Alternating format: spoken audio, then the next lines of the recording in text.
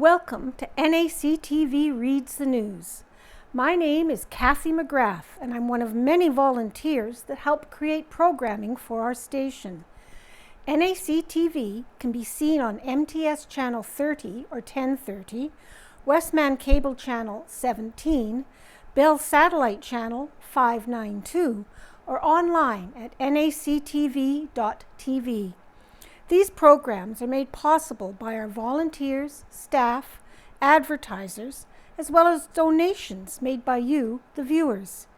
If you are enjoying your NACTV experience, please consider supporting us by either donation or volunteering. You can contact our office at 204-476-2639 or at nactv@wcgwave.ca. And today's issue of the Neepawa Banner and Press is for Friday, May 10th, 2024. And here on the front page is Fun Time, Bubbles of Wonder. There was plenty of fun to be had at the Crocus Festival on May 4th. Banner and Press staff member Diane Warner captured these scenes from the day, featuring some laughs, fun, and wonder with bubbles. The Bubble Man had audience members participate and even lit a bubble on fire. And there's even more photos over here. Bubbly fun at Crocus Fest. The Bubble Man provided some entertainment for the whole family at the Crocus Festival on May 4th. As part of the act, this master of bubbles called upon members of the audience to participate alongside him. Pictured right, the Bubble Man creates a chain of bubbles while two young bubblers prep bubbles of their own. Below, pictured left and right, with the use of a giant bubble wand, these kids get a unique perspective inside a bubble. So continuing, Farm and Leisure Lotto announces final draw winners. Although the weather was gray and dreary on May 2nd, it was a joyous day for the Beautiful Plains Medical Clinic and for a set of locals following the conclusion of the Farm and Leisure Lotto. Lottery Chair Mary Ellen Clark presented the grand prize and 50-50 winnings to the lucky ticket holders that rainy day under the shelter of the clinic's south entrance rotunda. Pictured left, Lottery Chair Mary Ellen Clark with grand prize winners Ashton and Jamie Porrick, along with kids Adley and Beau. Pictured right, Mary Ellen Clark with lucky 50-50 winner Phyllis Adamic. And this is by Casper Warren. With a final draw, the 2024 Neepawa District Medical Committee's Farm and Leisure Lotto has come to a close. The Lottery Committee pulled the names for the winners last week, with a set of locals coming away with the lottery's grand prize and the 50-50 draw prize. The winners were Ashton and Jamie Porrick, a $100,000 grand prize, and Phyllis Adamic, $47,990 from the 50-50 draw.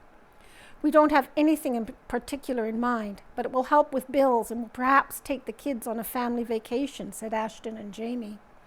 Jamie added, "We are very big supporters of the lottery. It's a very important cause to support." Adamic also had her sights set on some future travel, starting with a smile. "I promised I would take the kids to Hawaii for a vacation. I'm going to share it with the kids." Adamic also shared her surprise in finding out that due to scams being on the rise of late, she truly had her name pulled.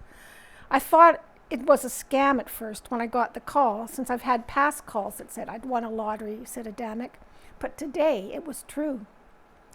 Other prize winners for the lottery from the Banner and Press coverage area were Ron and Olia Jessen, Neepawa, Angela Meyer, Brandon, Denise Aket, Kara Sylvester, and Colleen Sinchiston, same ticket, Neepawa, and Gloria Usick of Erickson for a prize of $500.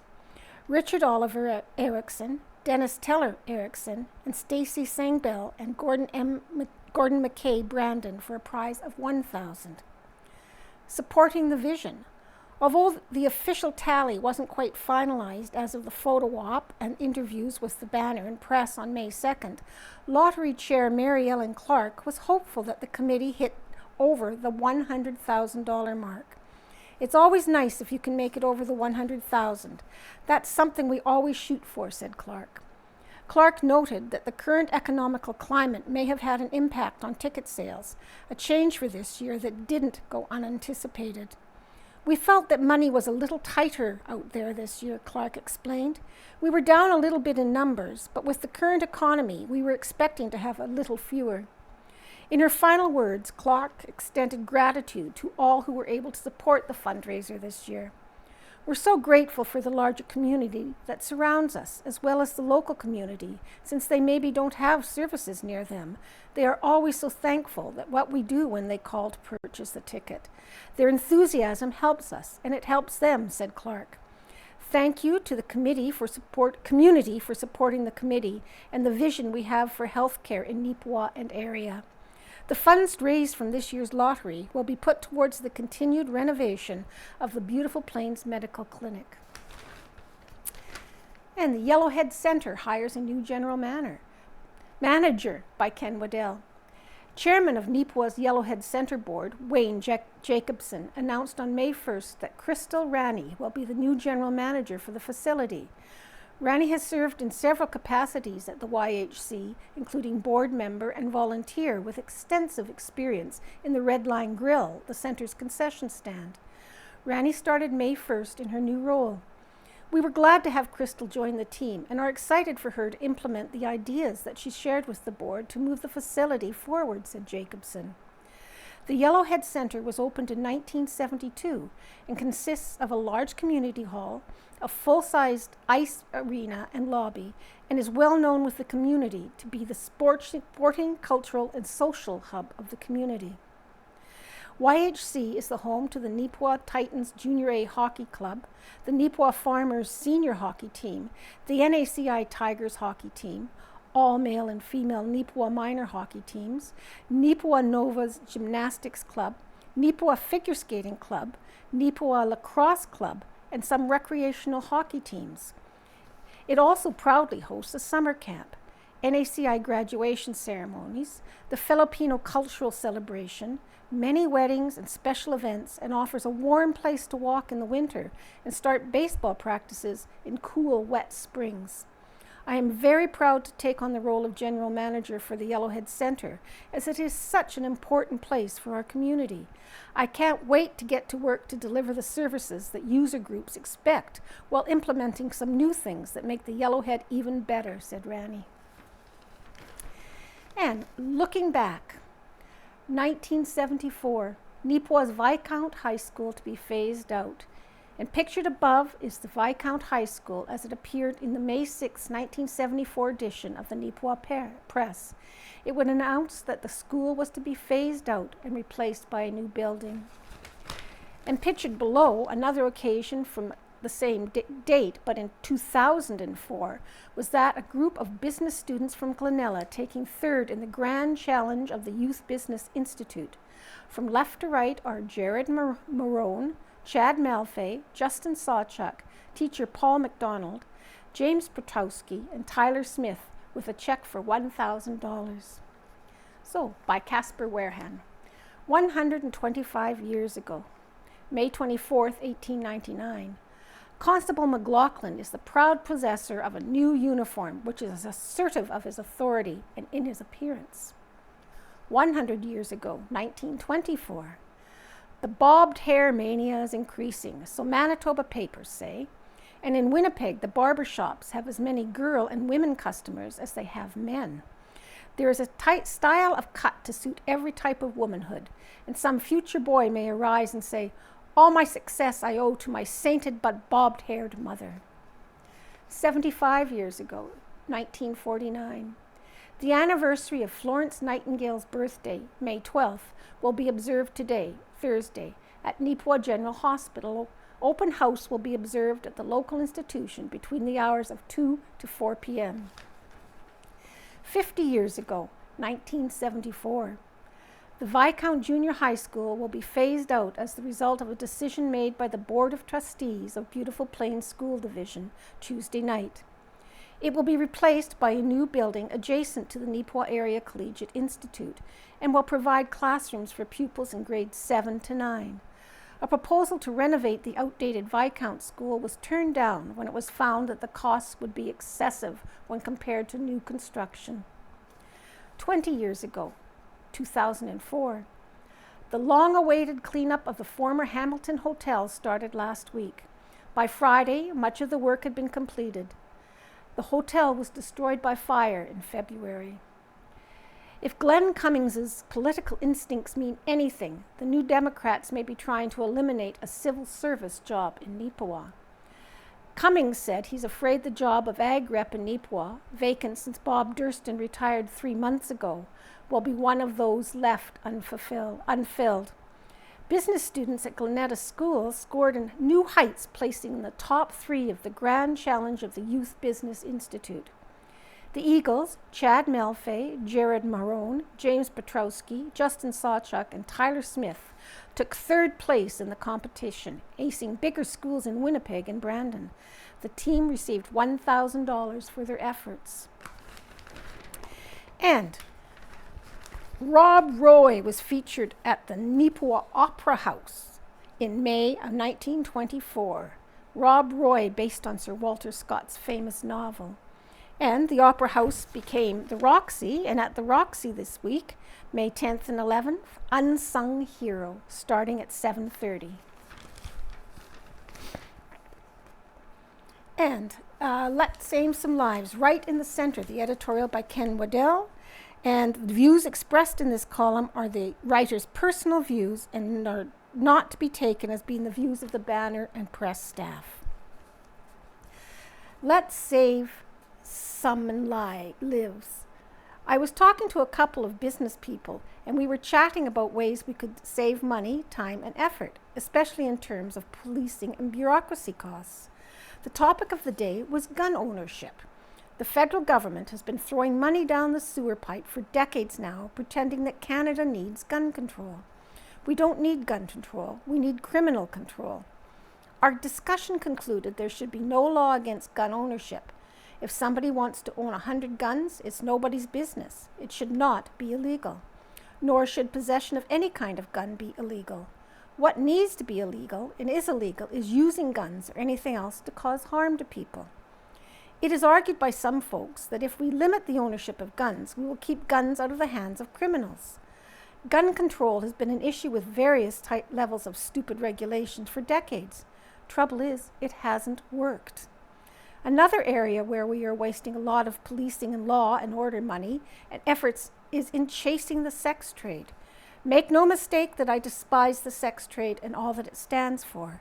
However, centuries of laws and pressure hasn't even made a dent in the activity. Perhaps sex for hire shouldn't be illegal, but rather enforce abuse laws, human trafficking, and associated evils that tend to attach themselves to the sex trade. And while looking at the issue of sexual abuse, it drives me crazy when I see an ad or notice in the papers saying a man is being released from jail and will be residing in such and such area with public warning that women should be on the alert that the creep is likely to reoffend. The guy's last offense may have been rape, beating, or even murder.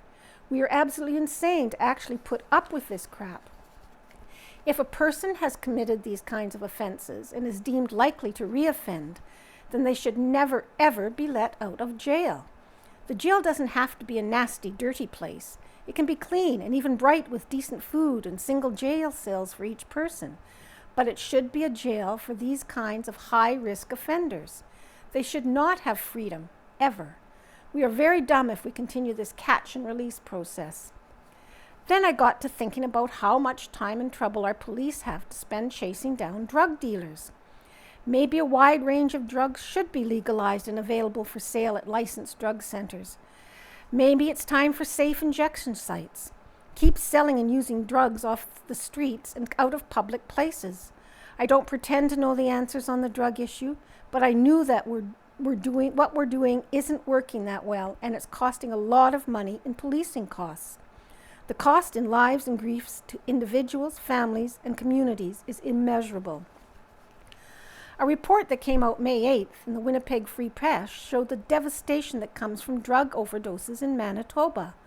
Of those who died, the office said 36 were male and 20 were female. By age, 10 people were in their 20s, 21 were in their 30s, and 13 were in their 40s. 8 people were in their 50s, and 4 were 60 or older. No deaths were registered in the 0 to 19 age range.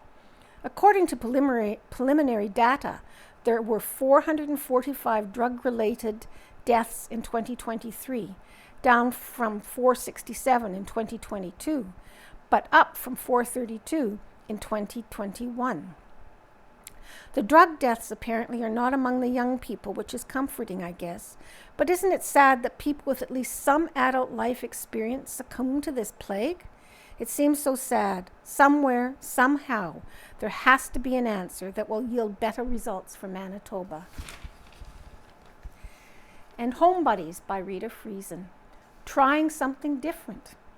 Well, it's different for me. I canceled my television subscription. For a trial, I put it on hold for the summer, but I know I do perfectly well without it. To be fair, my television is deemed a smart one, so there are several channels available at all and any time, and the kind I rather enjoy, free ones. No, seriously, they are free, but they are home and garden and antique road shows. Old to be sure, but when the set is on, it is to keep the dog company or for background noise when I'm thinking.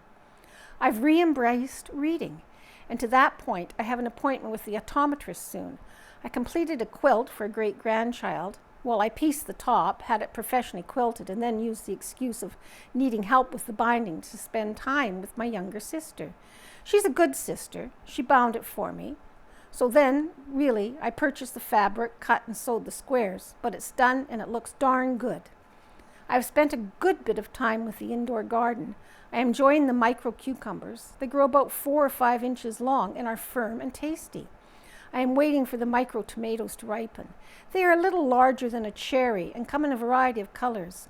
I started garden seeds and flower seeds, and most of them are already sitting outside waiting to be planted. Okay, I planted some of them, but they have water jackets on, so they will survive any weather that may still come. I start my day with coffee and word games. There's a series that I play every morning. Knuckle, Septal, Wordle, Connect 4. That's a challenge. And now I've added Sudoku. There was a time when I spent hours playing Sudoku and doing crossword puzzles, sitting at a bedside. I set both away for a long time after that, and I'm only just getting back to them. With the warmer weather, it's easy to keep busy. Out in the shop, I am working on refinishing an old door, repairing a chest of drawers, and finding stuff. I was looking for my hand sander. I checked everywhere it should be, and I could not find it. I contacted a grandchild who sometimes has borrowed it. Not there either. After the second or third time I inquired after it, I had her wondering if she had lost it, or was Grandma losing it. It was me. I went back out to the garage one final time and looked at the spot that it always hangs. It was there. Who knew it was black? In my mind, I was looking for an orange one. Never mind. The other day as I left the church and wandered around 2 parking lots looking for my vehicle, I remembered. I had parked it on a street. Yep, you can spend a bit of time looking for things. And walking. That's not different, just the distances. Area and I cover have increased. That is different. We now try for 4 or 5 miles a day. She sleeps well at night. And the Gladstone Hobby Farm Sale. Pictured here, Gladstone Auction Mart hosted a hobby farm sale on May 4th, featuring a variety of vendors, animals, tack, and homemade goods. Llamas, sheep, ducks, peafowl, and more could be seen at the sale. The sale was attended by over 600 people. Reminder, there is no market report this week, as sales will now be every other week. The next market report will appear in the May 17th paper. And letters. Playing dodgeball with potholes. Well, Neepawa, you can't fix any of your streets. They are awful. Why are there no repairs being done? I have friends from different places that come in to shop, and they can't believe the mess they are, and it's bad for us in vehicles. Can you imagine the handicapped and seniors that don't drive using their scooters and electric wheelchairs?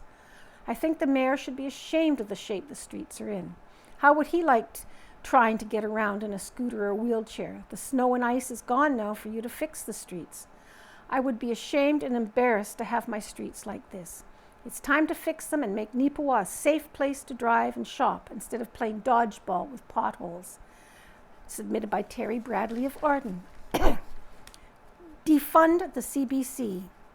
The Trudeau NDP coalition gives us about $1.24 billion to the CBC annually. That's the reason why the CBC has left-wing bias. They're not going to bite the hand that feeds them. The government should not be subsidizing any industry, especially the media sector, because it creates an unfair advantage to the subsidized organization. If individuals want to financially support the CBC or any other media company with their hard-earned dollars, that is fine. The government does not have any money of its own, just what it raises in taxes on income, goods and services earned or produced by Canadians, and tax dollars should be spent judiciously and wisely. The CBC should be defunded and left to compete in the marketplace. The $1,240 million could be put to better use. And that's Damien Dempsey from Arden. Thumbs up, thumbs down. Thumbs up to Brody, Riley, Callan, and Tristan for helping with the setup for our gently used sale from the United and Anglican Church women in Neepawa. And I applaud the town of Neepawa offering incentives for improvements to the business frontages. However, the old co-op car wash gas station is an eyesore. Whoever holds title to the property needs to clean it up. From Rita Friesen in Neepawa. And out of Helen's Kitchen from Helen Drysdale. More on salt. How to cut back on salt in our diets. It doesn't have to be hard, but you do have to think about it. You need to do more than just not use the salt shaker. Read food labels. The nutrition facts label found on processed foods lists the amount of salt, sodium, in each serving. Compare labels and choose the product with the lowest amount of sodium per serving you can find. Look for salt-reduced or no-salt versions of prepared foods. A general rule of thumb is, if something is 20% or higher in the daily value, that product is pretty high in salt. If the daily value is 5% or less per serving, it's considered low. Prepare your food from scratch if possible, as you can control the ingredients and the salt content. Try to reduce the use of products such as commercial sauces, dressings, instant noodles, seasoning packets, and instant gravy mixes. Eat more fresh foods. Most fresh fruits and vegetables are naturally low in sodium. Fresh meat is much lower in salt than our lunch meat, bacon, hot dogs, sausages, and ham. Pick fresh and frozen poultry that hasn't been injected with a salt solution. Roast your vegetables on a pan in the oven. Roasting brings out the natural sweetness of vegetables. If you do steam or microwave vegetables, perk them up with a little drizzle of oil and a squeeze of lemon. Restaurant foods and meals are usually high in salt. A single entree may contain enough sodium to reach or go above your daily limit. Ask about low-salt options at restaurants and choose from the menu carefully. Many chain restaurants can provide nutrition information, including salt content, to customers upon request. Choose low or no salt snacks. Make your own popcorn, not the microwave popcorn, so the end product can be salt reduced. Avoid visibly salty products like pretzels. If you must have potato chips, have a smaller serving. Go easy on the condiments like ketchup and soy sauce. Try to reduce all types of cheese in your diet as they are high in salt. Eat less pizza. Pizza is a huge offender for excess salt intake. Add flavor to your favorite dishes with things other than salt. Use fresh or dried herbs, spices, zest and juice from citrus fruits, vinegars, oils, and wine to flavor in place of some or all of the salt. When cooking, add fresh garlic or some garlic powder or onion powder for an extra boost without the salt. Make Dash, formerly Mrs. Dash, your friend. Dash is a leader in the salt-free seasoning world, a go-to seasoning for adding life to salad dressing, soup, casseroles, and so much more. These flavor enhancers create enjoyment for the palate with less or no salt. Drain and rinse canned beans and vegetables. This can help cut the sodium by up to 40%. Don't cook with or drink softened water. If having a bacon burger for lunch, skip the pickle. If your casserole has canned soup in it, skip putting cheese on the salad that you are serving with the casserole. Each little step adds up if done every day. Slowly cut back on the salt on the table. Control the shaker, as you may be adding 100 to 200 milligrams of salt per serving. Look for cookbooks that focus on lowering risks of high blood pressure and heart disease by reducing salt. And BPSD still planning for a new school in Neepawa by Owen Devereux. To paraphrase an often attributed quote from the famous American author and humorist Mark Twain, reports of the death of Neepawa's new high school have been greatly exaggerated. It has been well over a year since the announcement was first made by the former provincial government of 9 new publicly funded schools to be built and operational by the end of 2027. Beautiful Plains School Division, BPSD, was notified that one of those builds would be a grade 9 to 12 vocational high school to be located in Neepawa. The plan was thrown into uncertainty, though, after the Progressive Conservative government was ousted in the fall election and the new NDP government was elected.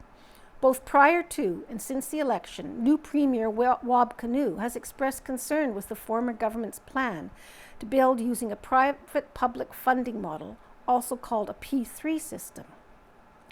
A P3 is a funding mechanism where the government enlists a private sector company or companies to design and build public amenities. In exchange, the province was to sign a 30-year agreement that would include funding for the ongoing maintenance. While much quicker than the traditional construction model, this type of agreement includes a greater cost to the province over the long term. In an interview with the CBC Manitoba earlier this year, Premier Kinew said that the province will probably abandon the former Tory government's game plan, as he feared it would significantly add to the deficit. Instead of paying that off with a mortgage, you will have to pay it all up front with the P3 model, right? So that's a big cost. But we know that schools are needed. We have to build more schools to meet the needs of the population. So we're trying to plot out a careful plan that's responsible financially. That is going to make sense for how we get these schools, Kinew told the CBC. Still planning for a new school. So where does that leave Beautiful Plains, as well as the other school divisions that had expected to see new schools built? Locally, there has been some growing speculation that the entire concept of building new schools has been completely tossed aside. Well, according to BPSD Superintendent Jason Young, that speculation is not true. He told the Banner and Press that in all his discussions with the province related to the project, they still plan on new school construction proceeding. Throughout the process, since the announcement, we have continued to press forward with the landowner on land acquisition, working with the town of Neepawa on various aspects of the development agreement, as well as working with LM Architecture, the designer of the middle school, to come up with design options for the physical building, as well as the grounds. We want to ensure we are well positioned to proceed as soon as provincial approval occurs, said Young. Young did clarify, however, that what is not known to any of the school divisions is what the order of approval will be and when they will begin. The need for more space continues. The need for a new school in the Beautiful Plains is great, as since the announcement, the school division has continued to see rapid growth. At the time of the interview with Superintendent Young, the division's population had grown by an additional 157 students since the end of June of 2023. Our student population in Neepawa is currently right around 1,500 students. HMK and Neepawa Collegiate are both in excess of 500 students in schools that pre-portables were designed for 400. We have 9 portables in use currently, and we are growing rapidly every month. Our Neepawa schools are around 300 students over the capacity they were comfortably built for without portables, said Young. As for what can be done until there is some type of new timeline in place for a new school to be built, Young stated, BPSD will need to keep adding additional portable classrooms that hopefully will fill the temporary shortage of space. We are currently working with the province on portable requests, timelines, and addressing some of the challenges around washrooms, etc. Arr, 'tis a pirate's life for me. The photo by Casper Warren. The Neepawa Middle School's annual Grade 5 operetta was held May 1st and May 2nd at the Roxy Theatre last week. Cast 1 held the performance on the Wednesday, with Cast 2 performing on Thursday. All set sail on a mighty adventure in pirates, in which a stowaway wishes to become a pirate. Pictured here are some of the scenes from the May 1st performance. Top left, the pirates locate the stowaway, Caden Shibata, and propose several options as to how to deal with her, but unable to come up to a decision. Above, the King of the High Seas, played by Riker Gibson that evening, appears and is given a musical introduction. And left, the stowaway is brought before the King of the High Seas so that he may judge her potential worth as a pirate. And Neepawa UCT number 924 closes. Almost 33 years ago, June 1st, 1991, the charter was granted to Neepawa UCT Council 924 United Commercial Travelers, started in Columbus, Ohio in 1888. It was a fraternal organization offering help to members and others in the community. The organization's mandate was to help groups and individuals with intellectual disabilities, cancer information, youth, safety, and community service. Since 1991, Neepawa number 924 worked with Touchwood Park in a variety of programs. Bowling and Special Olympics were well-received programs. Our council stepped up to help with the cancer awareness, supporting Central Plains Cancer Services. Members volunteered as drivers for cancer patients seeking treatment in Winnipeg and Brandon. For several years, we supported the renowned fashion show, which has raised funds for the Central Plains Cancer Organization.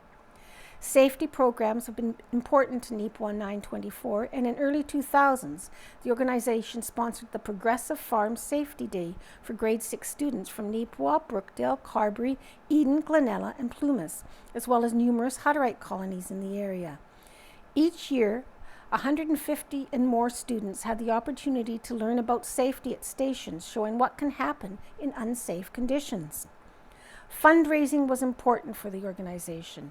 Members participated in fundraising in the community to raise money for the personal care home. An ambitious goal of $20,000 in donations for Country Meadows became a reality. Funds for many other smaller projects were raised over the years. Local members went on to hold officer positions not only in their local organization, but in the regional council. Darlene Gillies was a representative in the Columbus on the Supreme Council. Both Leonard Pritchard and Darlene Gillies were honored with the Volunteer of the Year award. To win this honor, the members had to be nominated by their peers and go above and beyond in the work they did not only in their local community, but in the UCT community. Unfortunately, age, health, and personal circumstances has impacted the number of members volunteering and attending meetings. The decision has been made to close the council. Over the past several months, we have been donating our remaining funds to 12 community organizations. There are UCT groups in Brandon, Minnedosa, and Portage la Prairie, and some of our current members will be joining them, so UCT won't be totally absent from our community. We thank the community for supporting us since 1991, helping us when we asked, and giving us ideas for fundraising. It's been a great time helping and supporting the community and our fraternal members. And here's signs of spring flora and plentiful color at our local greenhouses. There's an abundant selection of lush and colorful plants at greenhouses within the Banner and Press coverage area. Seen here are some of the selections available at A&B Dalrymple, top and right, and Parkside Gardens, above, left, and right. And it certainly is colorful. And keeping on the spring and summer, tips to revitalize a garden this spring. Submitted. Gardening is a rewarding hobby that pays a host of significant dividends. Many people love gardening because it allows them to spend time outdoors, and that simple pleasure is indeed a notable benefit of working in a garden. But the National Initiative for Consumer Horticulture notes that gardening provides a host of additional benefits, including helping people get sufficient levels of exercise, reduce stress, and improve mood. With so much to gain from gardening, it's no wonder people look forward to getting their hands dirty in the garden each spring. As the weather warms up, consider these tips to help bring a garden back to life. Discard the dead weight. Winter can take its toll on a garden, even in regions where the weather between December and early spring is not especially harsh. Discard dead plants that have lingered into spring and prune any perennials that need it. Branches that felled during winter storms should also be removed at this point if they have not previously been discarded. Test the soil. Soil testing kits can be purchased at local garden centers and home improvement retailers. Such tests are inexpensive and can reveal if the soil needs to be amended to help plants thrive in the months to come. Mulch garden beds. Mulching benefits a garden by helping soil retain moisture and preventing the growth of weeds. Various garden experts note that mulching in spring can prevent weed seeds from germinating over the course of spring and summer. That means plants won't have to fight with the weeds for water when the temperature warms up. It also means gardeners won't have to spend time pulling weeds this summer. Inspect your irrigation system. Homers with in-ground irrigation systems or above-ground systems that utilize a drip or soaker function can inspect the systems before plants begin to bloom. Damaged sprinkler heads or torn lines can deprive plants of water they will need to bloom and ultimately thrive once the weather warms up. Tune up your tools. Gardening tools have likely been sitting around gathering dust since fall. Serious gardeners know that tools can be expensive, so it pays to protect that investment by maintaining the tools. Sharpened pruners help make plants less vulnerable to infestation and infection. Well-maintained tools like shovels and hoes also make more demanding gardening jobs a little bit easier, so don't forget to tune up your tools before the weather warms up. It's almost gardening season, which means gardeners can start on the necessary prep work to ensure their gardens grow in strong and beautiful this spring. And into sports. Tough Bois wins Neepawa Ballers Junior Division Championship. So pictured the Tough Bois capped off a nearly perfect season with an impressive 90-87 win over elite hoops at the Neepawa Ballers Junior Division Championship. Tough Boys were also the top squad in the regular season, ending the schedule with a 10-1 record. Congratulations to all the clubs on another great season of hoops. And Distac claims Neepawa Ballers Senior Division. The Distac Bison bested Sanitation in the Senior Division Championship on Saturday, May 4th, by a score of 78-58. Distac had finished the regular season in third place with a 4-2 record and had to defeat the second place IWC Kings 5-1 and first place Sanitation 5-1 on their way to the 2023-2024 Neepawa Ballers Winter League title. And the Santa Clara Baseball League returns. 6 teams to take the field for the 2024 season by Owen Devereaux. The recent rain has helped the local baseball diamonds, such as Plumas, pictured, to start looking in great shape for the upcoming Santa Clara Baseball League season, set to begin on May 15th. Baseball is back around the Westman region with the long-awaited return of the Santa Clara Baseball League, SCBL. The 2024 regular season is scheduled to resume on Wednesday, May 15th, with all 6 Santa Clara clubs out on the diamond for opening night. The returning teams for the upcoming year will include the Austin A's, Carberry Royals, Minnedosa Mavericks, Neepawa Cubs, Portage Padres, and the reigning league champions, the Plumas Pirates. Each franchise will play a 15-game regular season schedule, which starts in mid-May and conclude in early July. As for the playoffs, those games are usually wrapped up by early August. The format for the postseason sees all 6 clubs qualify, though the first and second place teams do earn themselves first-round byes, while the third-place club plays the 6th, and the 4th seed is paired with the 5th. The first 2 rounds are best-of-3 series, while the championship series reverts to a best-of-5 game schedule. Changes on field, changes off field. While the teams in the playoff format remain the same this year, there was one very notable change we're seeing in the SCBL. Longtime league co-president Warren Birch has officially stepped down, has been replaced by Cole Krukovich of Neepawa. Cole, along with the Plumas Tom Yando, will preside over the league's dealings. Yando told the Banner and Press that he had worked with Birch for quite some time in an executive role within the league, and that Warren has done an exceptional job keeping Santa Clara good shape through the years. While Birch is stepping down from his presidential duties, he will remain on as executive as the treasurer. As for changes on the diamond, Yando told the Banner and Press that early reports from all 6 clubs suggest that we should see a little bit of turnover with all the rosters this season. But despite that, Yando said that every team still has enough players to field pretty competitive squads. He added there has been a nice little bit of competitive parity, and it has developed in the Santa Clara League over the past few years, and that they expect this season will offer more of the same. And the Club 55 season-end bowling championships. League champions, the Pinsters, Daryl Gabler, Beal Betts, Vivian Oswald, and Heather Lewis. High single, ladies, Vivian Oswald, 288. Men, Daryl Gabler, 287. High triple, ladies, Elsie Slimmon, 664. Men, Daryl Gabler, 646. High average, ladies, Elsie Slimmon, 181. And men, Daryl Gabler, 175. Most improved, ladies, Heather Lewis, plus 40. Men, Calvin Goetz, at plus 13. And the bowler of the years, ladies, Heather Lewis, at plus 136. And the men, Daryl Gabler, plus 59. Congratulations to all for a great season, and we'll see you back on September 19th, 2024. And Ella Baker and Teddy Garvey are recognized at Skate Canada, Manitoba.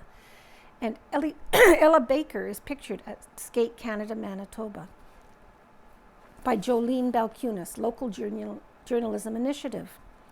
Each year, Skate Manitoba recognizes award recipients in Manitoba at the annual awards celebration. This year, the awards celebrations was held in Brandon at the Victoria Inn on May 4th. Ella Baker and coach Teddy Garvey were honored with awards. Ella Baker competed in numerous figure skating competitions this past season, such as the Gordon Linney competition in Winnipeg, where Ella received a gold medal for her skate. She skated at this year's Verdun Fun Skate, Winter Blast in Morden, and Stony on Ice when she received bronze medals. At the provincial championships in Altona, Ella took home a gold. Elsa also competes with 2 synchro skating teams, one in Carberry and one regional synchro team, Blades United, combining skaters from 4 different towns. Ella also received gold at provincials this year with a star 5 over 13 skates. Teddy Garvey has been Ella's figure skating coach since she started skating 9 years ago and has been with her at every competition. Teddy is a dedicated coach and has been coaching with the Carberry Figure Skating Club for 11 years. Teddy brings with her extensive experience in her 30 years coaching career. She is now the Can Skate and Power Skate learning facilitator for Manitoba, so she is now coaching the coaches. In her downtime, she enjoys crocheting and staying active with running, biking, and hiking the local trails. Ella Baker and coach Teddy Garvey were recognized at the Skate Canada Manitoba Awards ceremony in Brandon. Ella was recognized as the 2024 provincial champion of Star 5 over 13, and Teddy as the coach of the Star 5 over 13 provincial champion. And Minnedosa athletes win at provincial badminton championship.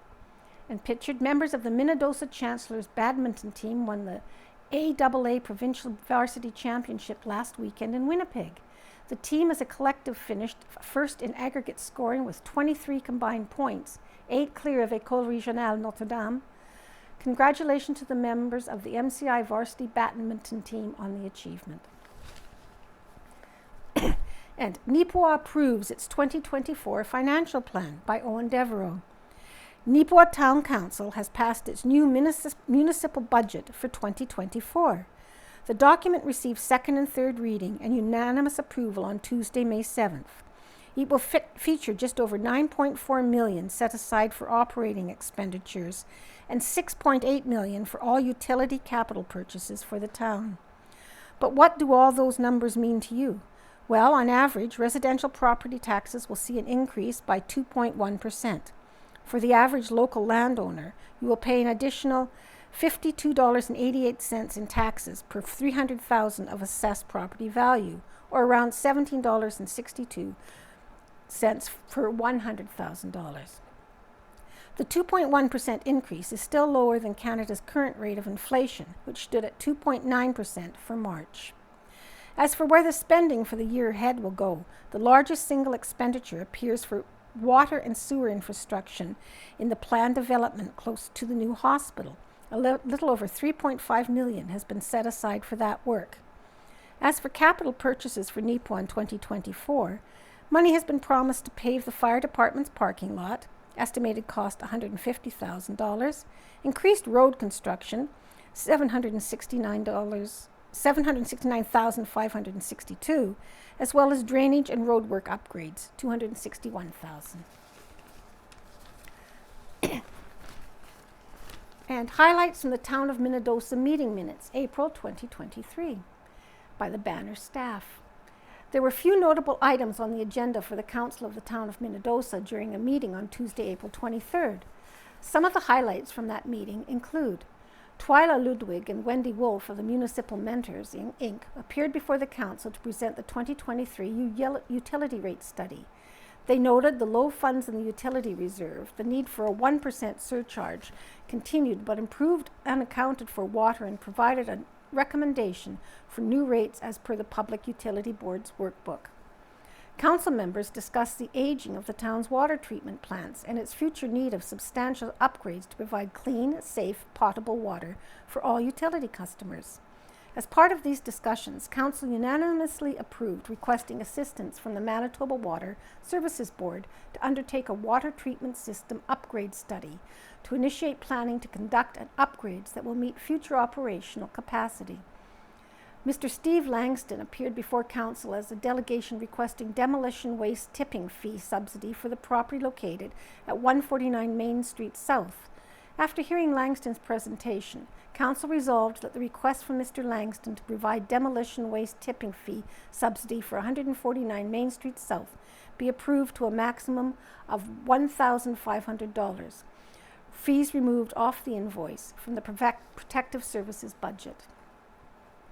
The Minnedosa Golf and Country Club submitted a letter asking for a donation towards its annual cash calendar for 2025 in the amount of $150 from the town and $150 from the Minnedosa Fire Department. The request for support was approved by Council. The 2024 graduation class of Minnedosa Collegiate submitted a request to hold a parade throughout the community as part of its grad festivities. Council unanimously approved that request. The Minnedosa Lions Club submitted requests for a donation in support of the annual walk for dog guides being held on May 26.